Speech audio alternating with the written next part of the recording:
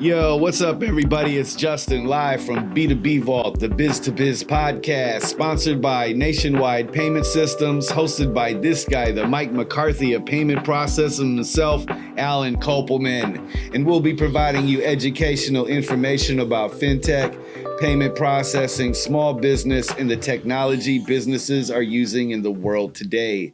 And in today's podcast, this is part 3 of the Future-Proof Your Business, Survive and Thrive in this crazy economy, how to build loyalty at your business. Yeah, man, so there's a lot of different ways we can come about that. But before we get into that, how you doing, sir? Doing well. We're getting ready for the next Jewish holiday, Yom Kippur. Because this is like the holiday season. Yom Kippur, then you got Sukkot. Then you got Simchas Torah, so it's like 3 holidays. Boom, boom, boom, boom, boom. I thought you're not supposed to work on those holidays. No, Yom Kippur is Monday. I will not be at work on the Monday of Yom Kippur. This will be seen on Tuesday, right? Wednesday. So Monday will have already passed. Got it. But I will not be here Monday for the holiday. It's a day off. You'll not be here. Oh, my sounds aren't working, man. Uh-oh. And then, so how did you enjoy that networking we went to yesterday for the Entrepreneur/Space Day at the Nova Southeastern University? It was okay. It's okay? Yeah. I mean, I don't know. I was expecting more, I guess, but the networking was cool. I talked to a lot of interesting people, a lot of app developers. I met a lot of there must have been the law school must have been real close because a bunch of law students were coming through, a bunch of those. The food was terrible. But other than that, I mean, it was a decent event, I guess. It was just it's just, I get it, man. Like, events are hard to put together, man, but it's just like, we've been going to a couple of them and they're all just so unorganized. And it's frustrating. It's just frustrating because I used to put the events together and we would make sure stuff was running smooth. Of course, there's going to be problems, but I don't know. After, I mean, the pitch contest was okay. It was pretty good. That was kind of interesting to see. What surprised me was how many billions of dollars is being spent on reverse engineering, I guess, space technology. No, technology that we're used on Earth to use in space. Right, but then also reverse engineer it to use on Earth again. I guess. I didn't get that out of that. Well, for some of the stuff that they were talking about. There was that one health thing. So they were talking about using it for astronauts and then reverse engineering it. No, they didn't say reverse engineering it. Well, they said you're going to when the way I got out of that, it seemed like that whole thing was based on for firefighters, coal miners, and the other thing. And then they got into this incubator and they were like, why aren't you doing this for astronauts? Oh, okay. That's what I got out of it because the rest of it made sense. I guess that's how they're getting the funding is by doing it for astronauts. There's more interest in it for funding purposes. Exactly. And that's what I got out of some of the other products there too. Because there was like one that was for like cybersecurity. There was a couple of cybersecurity products. Mm-hmm. And it seemed that also was related more to personal security. Yeah, real-time use right now. Like, I get like this whole future thing, but we were just off the camera talking about like, we have Earth, we're here, we're in the present, and yet everyone is in this race to get off of Earth. I just don't, it doesn't compute. I don't some care. of it I didn't understand. Like, why are they taking a cybersecurity application and trying to use it for something with space? But their idea, I think it was more so on a worldwide scope, so that they were able to suck the data from everywhere. That was the whole go known, be known, or whatever. Yeah, there was two of them, two cybersecurity things, and then there was a guy who made like a LinkedIn for people involved in space business. You're describing these things wildly, dude. I don't know. That's what it looked like to me. It looked like LinkedIn and Eventbrite all in one. I don't know what the last guy. I was talking to Sean and Samantha this morning about it. Like, he had like 3 components to one business, right? And the way that he was presenting was terrible. Yeah, I did not understand his presentation. I didn't get the differentiation between the 3. Right. He didn't explain that well. He seemed a little very nervous and off because he was supposed to go first. Right. And his slide deck was all messed up. Right. So a few people had missing slides and stuff when they were up there, but they did fine. Yeah. I thought it was pretty interesting, but we met a lot of different people there. There was like a guy with drones. There was another company there that had like a Uber, but it was like a Drone Nerds. We met them. Yeah. Before. Yeah. They've been at a bunch of events with us. Right. And then there was another one with that flying Uber thing. Yeah, we met them before as well. Right. It was a flying Uber. I've definitely talked to the woman that came by the booth. Yeah. We've seen her at some other events. Because there's another company that has like a car that turns into a plane also, and then they were talking about that Artemis project for space. NASA was there. NASA, and then there was people there from the NASA was there. What the hell? Space Foundation. So, and then a bunch of Broward County, different organizations that help entrepreneurs. Same old Florida Tech Hub, Broward County Map. It's the same people every time almost. Yeah, and then we had JM Enterprises next to us. JMI, which is cool because I attended that like 8-9 years ago. Yeah, and it's you go to a thing once a week for 4 or 5 hours. It's very informative. Meet other business owners. It was kind of cool to do. Someone's a newer business owner, might help them a little bit. I just thought it was cool meeting all the young African-American attorneys that were walking through there. I met at least 4 young ladies that were. And we did talk to quite a few students. Yeah, I thought that was cool that there was a lot of young black women trying to be lawyers. I thought that was really cool. Yeah. Yeah. But there was also a lot of students starting businesses, entrepreneurs. I didn't meet a lot of students. I met 2. Okay. Well, I talked to about 4 or 5 different students when you went to get lunch that you didn't like. That lunch was bad. I was talking to a few students and they were telling me about starting businesses, building apps. They were getting ready to start a business, launching a website. We talked to that one young lady who was from Philly. Remember? She was building an app. She's not in school, though. No. Well, she's involved in the entrepreneur center there. Yes. So that was I didn't meet any young entrepreneurs like I thought I would. Only a couple that I met. And then, so let's dive into why is having, loyalty, why is that important at your business?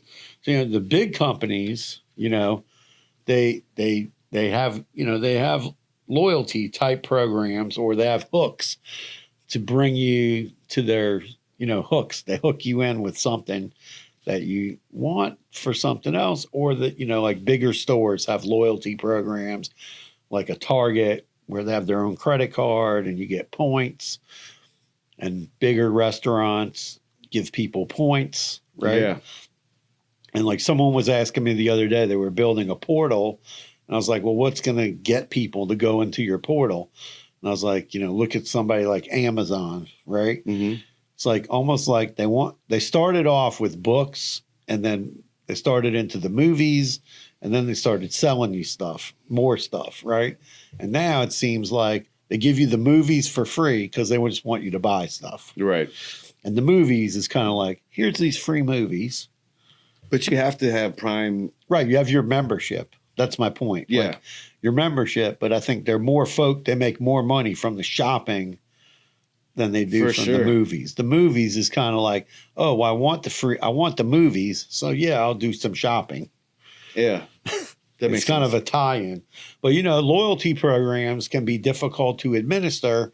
And, when they first started, they were all like, you'd have a card and you'd have a wallet full of cards, or you'd have a bunch of little tags on your keychain and they don't fall off.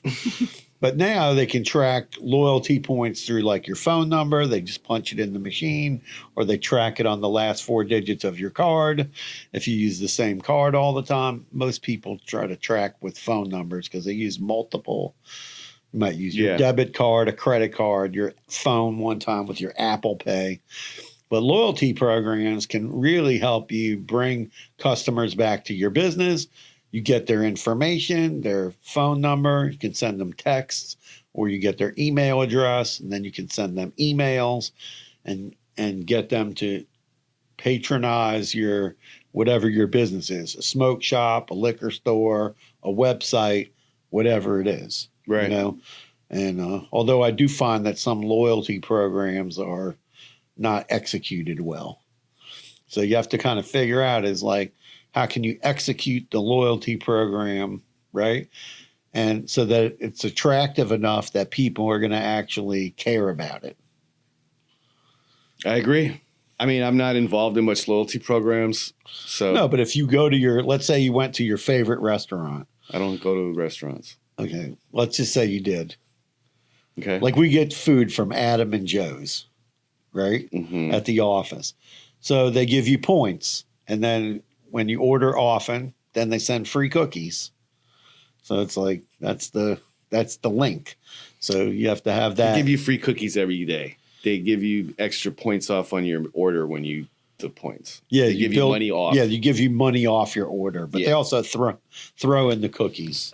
That's their, like, everybody knows they have good cookies. Yeah, they're good cookies. Yeah, so I'm just saying. So you have to have that thing in your business. Like we have some smoke shops, and they run the loyalty program off the point of sale that we sell them, and that helps people get points. And then when they come in, they get 100 points. They get money off. And then that helps bring, customers. They're going to, instead of going to another smoke shop, they're going to maybe drive the extra 5 minutes to your smoke shop because they're going to get $10 off. They're buying the same stuff anyway. Yeah, I wish. Never mind. I wish Bills gave you loyalty points, but yeah, that doesn't work. Bills? So when you pay your bills, you don't get loyalty points. They should. If you pay your bill on time, they should give you loyalty points. That'd be smart on. Yeah, but but for loyalty programs for businesses are smart. I don't necessarily have. I can't give any examples because I've been sitting here thinking of like. I don't order out food. I don't go to restaurants. But let's say you buy a lot of hats. I mean, I used to, and I would buy I was a part of a club. Okay. So that's part of a loyalty thing. You get a discount. Right. So you get a discount for, doing that. So hats are $50 a piece now. So I don't buy hats anymore. Yeah, it's expensive. Everything's expensive now. Yeah. But I'm just saying, like I'll give you an example. I buy coffee from this one place. Mm-hmm. So they give you points, and the points are like fairly worthless because you have to buy. I figured it out one day. I said, man, you got to spend like $500 on coffee before you get anything. I'm like, how am I going to spend $500 on coffee? Yeah, I don't know, man. No, I'm just saying it's going to take a long time to get the 500 points to get a bag of coffee. You have to come up with a reasonable thing. Like there's one restaurant near where I live. Mm-hmm. I go there, not all, once every month or a couple months to eat. And when you go there, you put your phone number in when you pay and they give you the points, but it adds up pretty quick and then you get, money off. Cool. So, those kind of things will help you bring customers back into your store, or come up with a way where, it could be by the visit. Oh, if you come in 10 times, then we'll give you a coupon. Or if you come in 10 times, you get a free ice cream cone. Or whatever it is that you have in your business, you just I think you have to just come up with like how much money are people spending, and then what's the reward that you're going to give them. Yeah. And come up with something that they're going to be able to reach fairly quickly. Because if they're not going to reach it quickly, then it's going to be, people will not think it's a good program.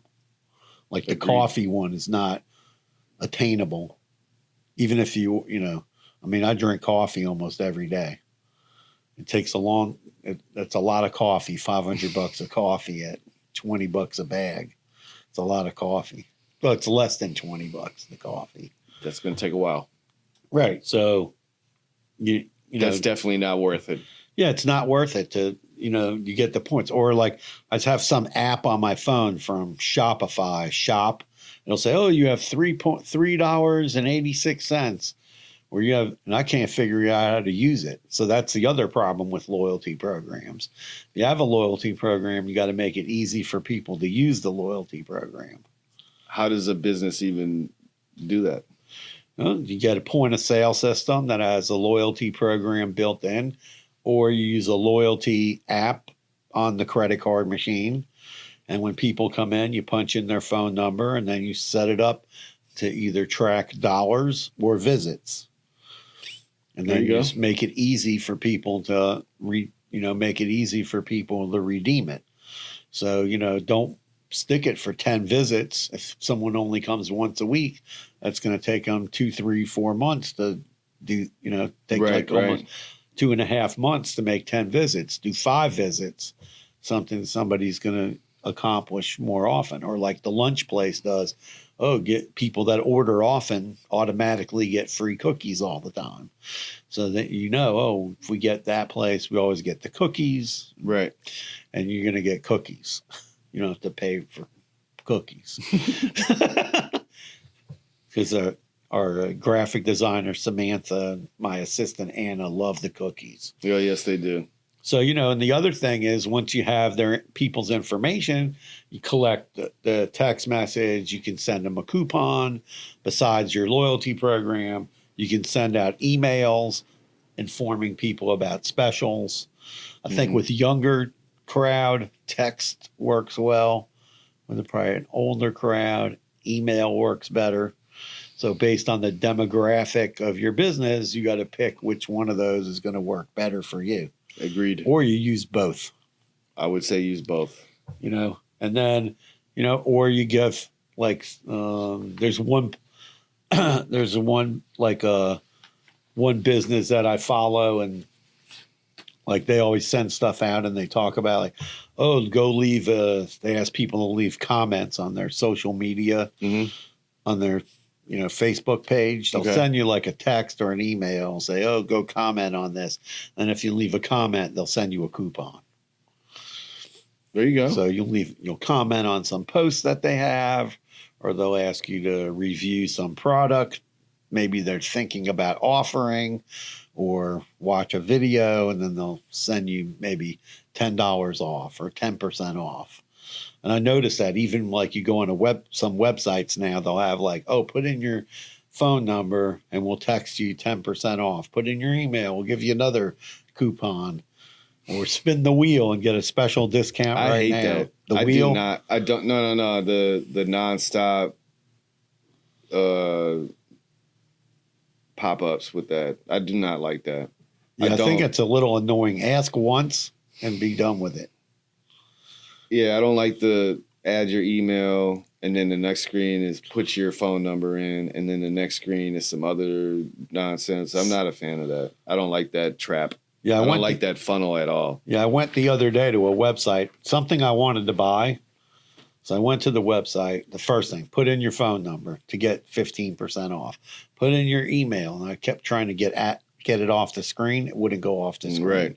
So then I put the email in. I got the same exact coupon. And then it had spin the wheel. And I was like, I don't want to spin this wheel.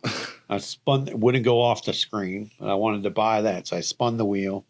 I still ended up with 15% off. Exactly. So, and then I had to go unsubscribe from all of that. Yeah, the last I don't know, that wheel thing that's annoying too. Yeah, I agree. I don't like that. And I see either. a lot of websites like put that on there. They'll say, "Oh, because now, like they don't even know. Like sometimes I'll go to a website I've been to before.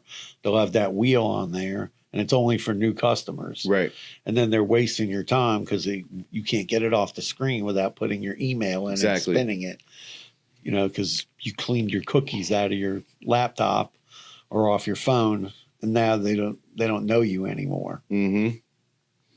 Mm-hmm. So it's those are things to consider. Or at least make it so people that maybe they'll pay full price and you don't have to give them 15% off. I mean, I don't know why this place was even given 15% off. They sell computer hardware. How many times are you going to go buy a computer screen? Once, I don't know, till it dies. Right. I'm just saying, it's not like you go there once a month and go buy computer screen, or you go every not. 2 months and buy every 5 years, rather. Right. It's not like coffee. Like coffee, you're going to go once a month, buy a big box of coffee so that you don't have to pay shipping. I'm still trying to think of here like an example of a loyalty program that I thought was cool. And the punch cards are out of style. That's too old because no one carries wallets. Yeah, we used to have a punch card on the phone that people could have on their phone. Like an app? Yeah, it was like an app with a punch card in it. But that kind of like went away. People not into that. Nobody wants to give you no phone number. Yeah, so that's kind of hard. I think the ones that work the best is just where you ask for their phone number and you enroll them. I know where my son works at PacSun. That's what they do. They enroll your phone number, and then you go to PacSun. When you hit enough points, it just prints out on the receipt. Oh, and they just ask you, do you want the $10 off now or another time? Right. Or save it. And then people can do it, and they hit the button, boom, the person gets their reward. That's the best way to do it. And then, have it programmed into your point of sale. That's where I think we're going to see a big shift and we're seeing a shift now. Like most of the businesses we're signing up that are, card present, they're all trying to run some kind of point of sale, some kind of software program versus just having a credit card machine. Mm-hmm. Some of the old school businesses still want to have just a credit card machine. Right. Yeah. So it's a balance for the businesses. I think that every business is going to be different for your loyalty program. I think you got to figure out what's most cost effective to a way that doesn't hurt your business. I would say, just do the numbers, man. Find out what's working and what's not before you set up your loyalty program. Yeah, or see what your competitors are doing. If there's a competitor in your business, what do they do? I mean, look at the, like whatever, like when you order pizza, like my son's big on pizza, right? Yeah. So I say, how do you decide which pizza you're going to get? Domino's or what's it, Papa John's? Yeah. Right? He's like, he goes, one of them has a special. If the Marlins win, you get something free. The other one has a different special. So whoever has the best special that day. And then they all have